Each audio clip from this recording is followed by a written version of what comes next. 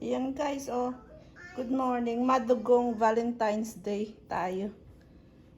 Ayan.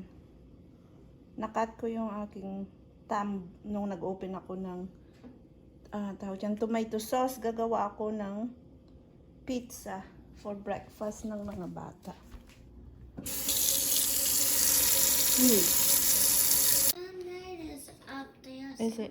Ayan guys, so itatapon ko yung isang pita bread dahil hinawakan ko, hindi ko na malayan, dumudugo pala yung aking daliri, nadugo pa din.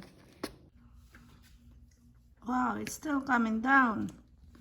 Snowmagedon day 4. Is it day 4 already? Wow, ang lalaki oh.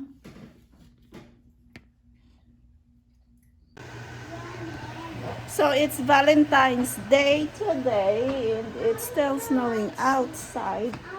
Ayan, tapos ang lola nyo ay nagluluto lang ng Chinese food. So, kakain tayo ng Chinese on Valentine's Day. Ayan, beef and broccoli with, ano ba yan? Zucchini squash.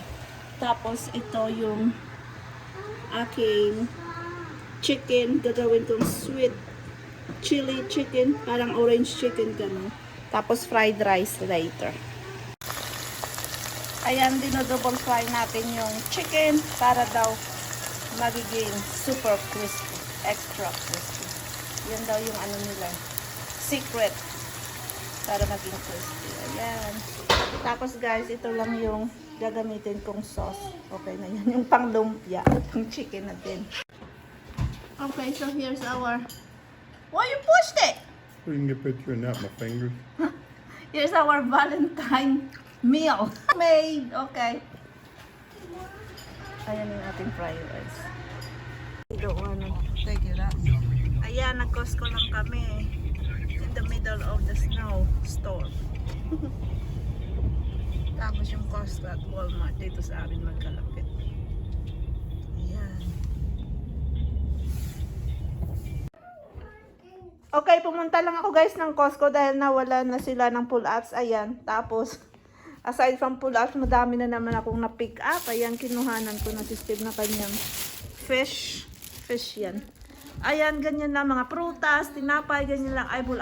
Hindi ko na isa-isahan guys. What?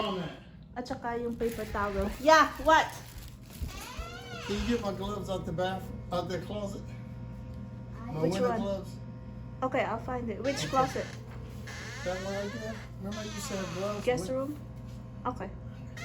Cake si Mayor sa Valentine's Day, guys. Ayan. Ayan, box cake mix lang yan, guys. Ganyan. Tapos, wala akong frosting, kaya plain lang. Nilagyan ko siya ng mashed banana. So, it is a banana red velvet cake. Ayan. O, diba? Tipid-tipid. Magkano lang, over $1 na siguro yung box niyan. Eh, kung bumili ka ng cake sa store, siguro watch out, it's hot.